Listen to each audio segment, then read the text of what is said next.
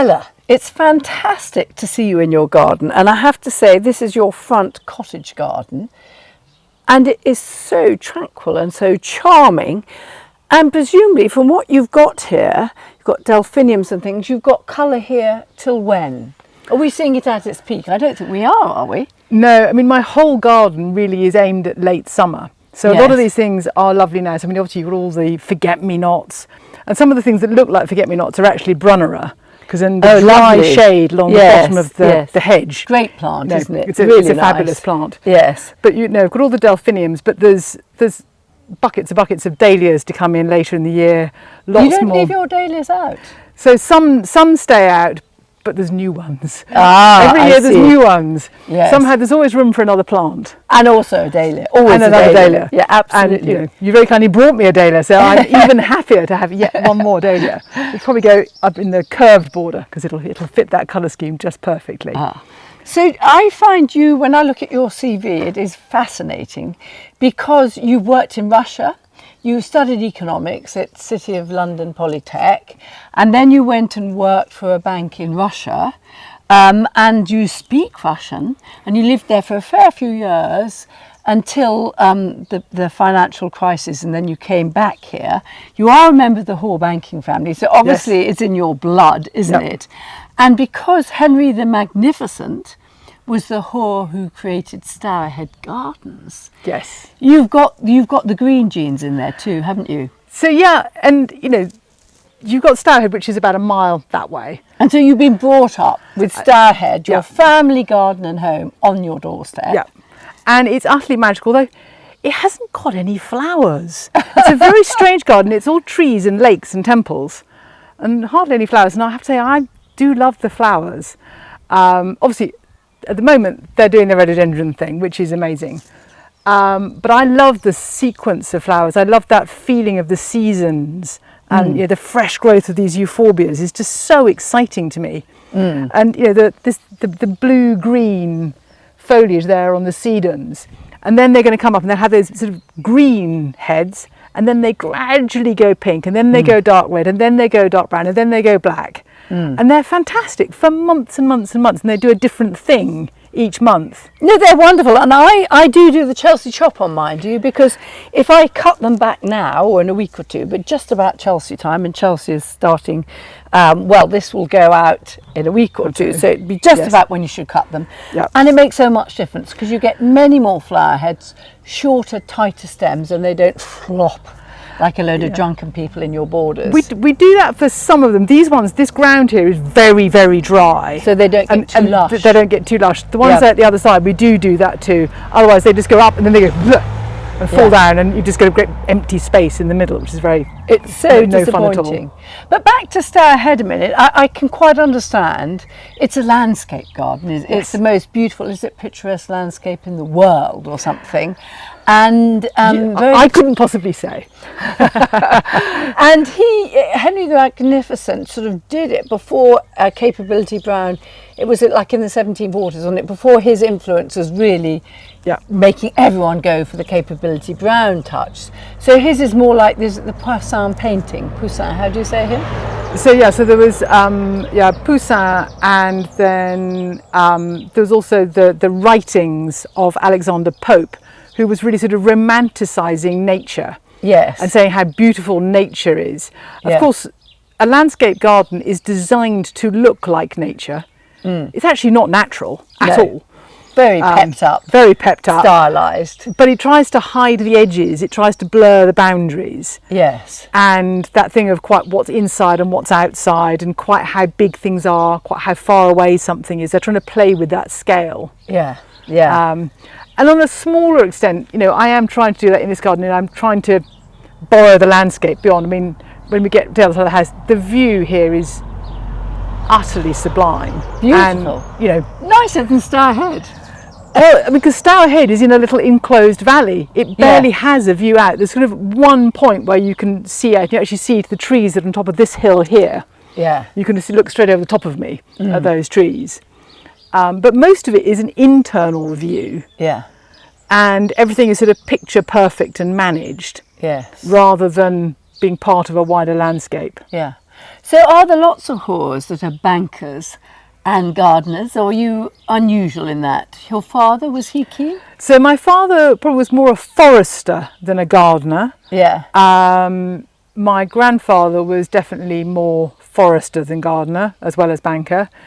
Then you get back to a guy, and I think I've got 3 or 4 of his books. So he wrote a whole series of books on shrubs through the years, and you know they're still perfectly good reference books today. And what is his name? So unfortunately, he's another Henry. It doesn't really help you. Do you have to call your sons Henry? You didn't, though. It is his middle name. Ah, right. No inheritance if you're not a Henry. Yes, and right. but of course most of them then get nicknames. Although someone did ask my dad, "What's your nickname?" He said, "I don't want one." And they said, "Why not?" He said, "Well, you only get a nickname when you're dead." Oh. So not in my case. You know, I don't want to. You know, but in terms of Henry the something. Yes. So Henry the Magnificent. I thought he was the Magnificent in his lifetime. No. This was a post event. Okay. Poor old Fat Harry might have been Fat Harry in his own lifetime. Who knows? Oh dear. So if we go on round here, well, first of all, can you just show us your willow? So yes, so round here we've got the 2 bays of the willow. Yes. So I put these in 2005, and it was sort of the very early days of the internet, and I could have found a site that would sell these to me, and they basically came as a bundle with one of those sort of little sticks with no roots. Little sticks with no roots. Well, they were about that high. Yes. And they came just bundled together, tied up with one of those sort of purple photocopies. Remember those sort of I think they were called Romeos or something? Off, yes. Yeah. And with sort of instructions on, you know, put them in like this, at this angle, and weave them together. So I kind of shoved them all in. And what was rather amazing was the way that in the first year or 2, it was only when they were fresh, they did that bonding job. They self-graft. They self-graft on the and trellis. It formed, because originally I had big kind of sort of fence posts in to hold the whole thing rigid. Yes. But after a few years, I was able to take those away. But the purpose of it originally here is to create a windscreen, which of course the trellis does nothing for that really. So it's now backed up by the yew hedge. But when I first did it, I had those sort of wattle hurdles behind. Oh yes. And then the yew hedge growing the other side of the hurdles. Yeah. And at one of the points when the hurdles needed replacing, I decided that I didn't need to replace them because the hedge was big enough. Lovely. Now I think it's lovely, and where you've used these woven trellis like this to hide your oil tank, I think it works perfectly. Perfectly. Yeah. Can you show me your studio? Yes. Your studio, Bella. So you are an artist. Your exhibition has just opened. Tell me about your exhibition. So I'm having an exhibition at the Oxo Gallery down on the South Bank. So everyone knows where the Oxo Tower is. Down on the ground floor, kind of on the river bank, there's a little gallery. So I'm going to be in there for nearly 2 weeks. So opening on the 22nd of May until the 2nd of June. So it'd be lovely to see people there. Most of art is about the interaction of sort of femininity and the power of nature.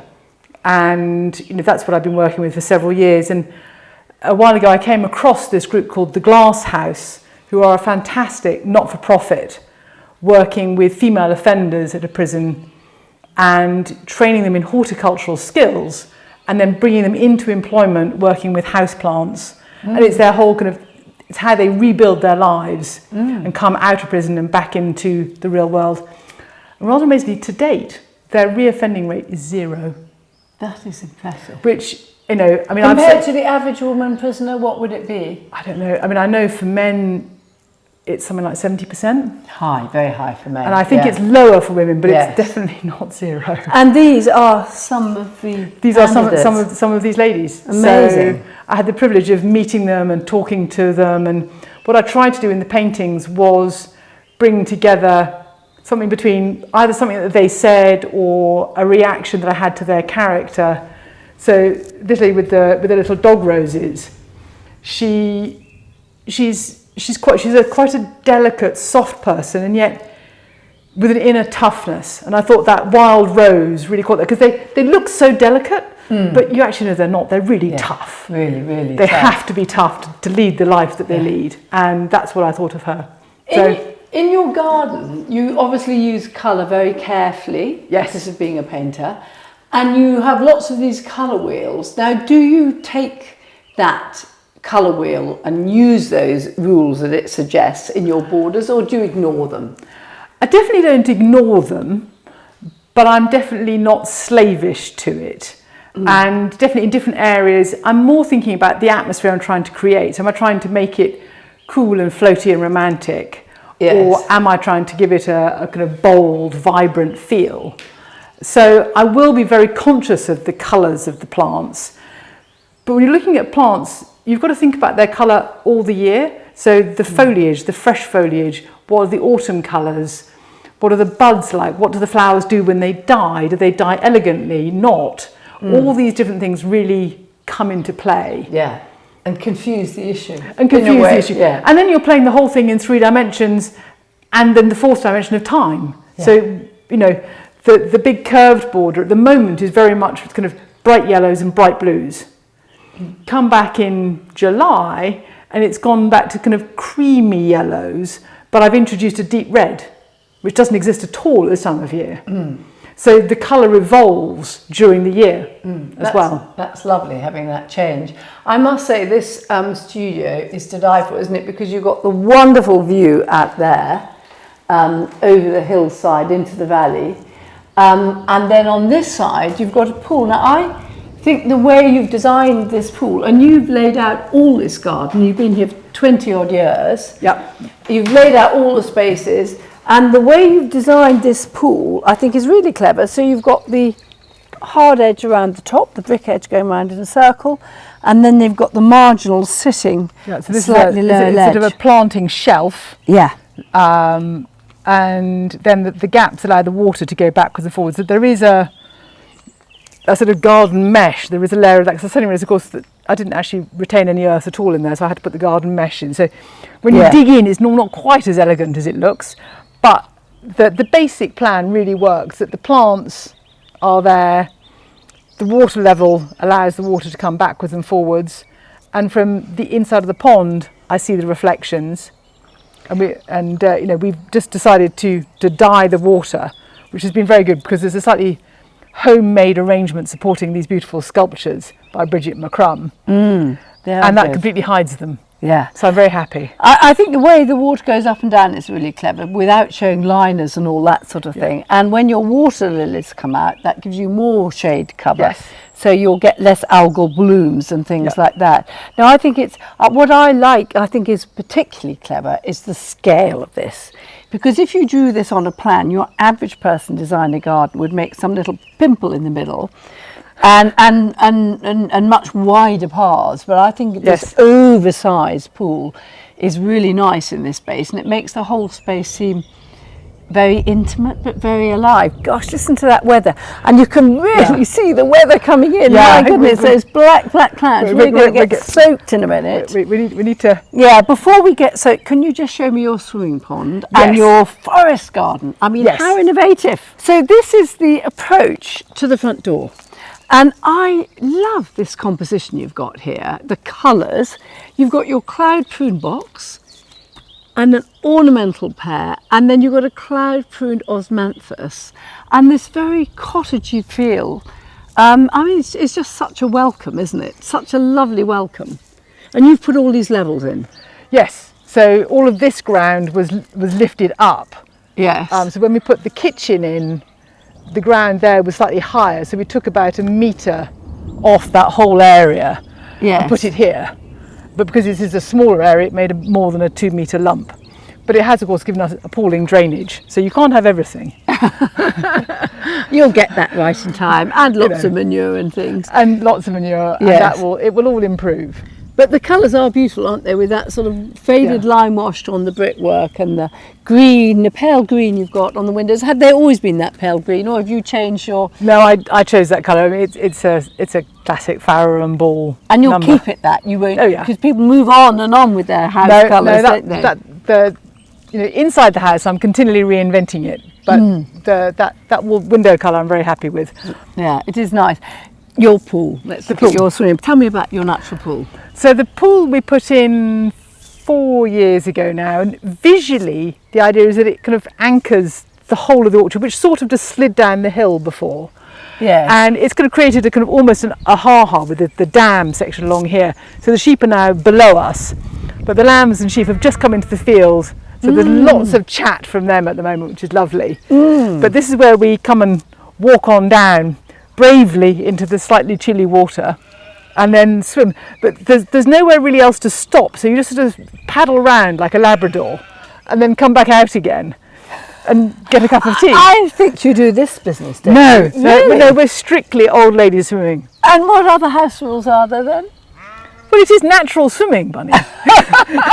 So au naturel is the order of the day. I can see there's a little hide up there where they pay to see what goes on in here. Well, my son lives there and he much prefers it once the trees cloud over. I bet he does. I bet he does. But it is remarkable, and the whole principle of this, I love the way you've done the slabs going down into the water with the boulders either side. Yeah. And the whole principle is that the marginal plants and the submergent plants take out all the nutrients from the water, all the nitrates and things which would make the algal bloom, and they keep it this beautifully clear water, and it is. Yeah. So a lot of people say they're hard work, but you don't find it so. It stays like you can manage it. Yeah, so I mean, you know, there is a kind of very, very slow circulation system, and so there's a little filter that you clear out. Yeah, where there's a sand bed. And you have to going through through a whole series of contraptions, which is all underneath the decking. Yes. And then the company that installed it, Water Artisans, come and do a kind of once or twice a year. They come and cut things back and trim things and make sure the system's working properly. Right, that's interesting. And But is that a major thing? Is it just 2 men all day, or is it just a quick side It's around? 2 men, and they're here for about 2 or 3 hours. Wow. I have to say, it really converts me.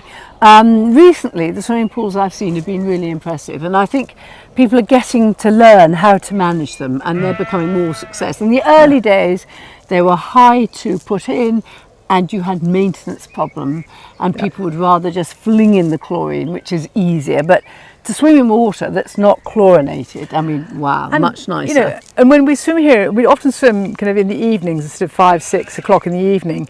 And at that time, the house martins come and drink from the water. Yes. And they dive bomb them, because it's amazing. They come right down and sort of scoop up a little bit of water. Yes. There goes one.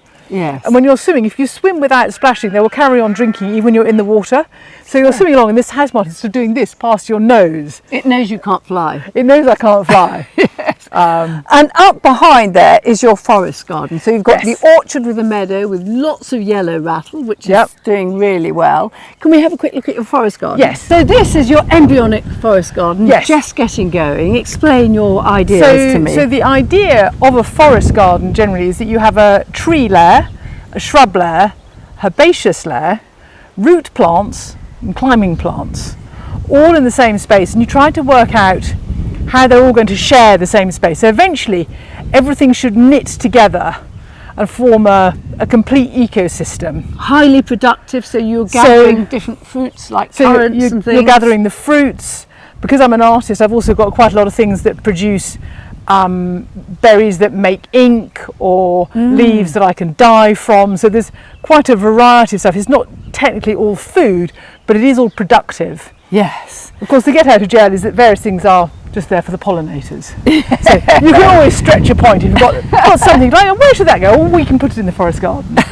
And you've got a lot of these big-leaved hostas, and they, of course, in Japan, some people in England eat the young shoots. Yes. Yeah, and no doubt you've been feasting on young hosta shoots for the last few weeks.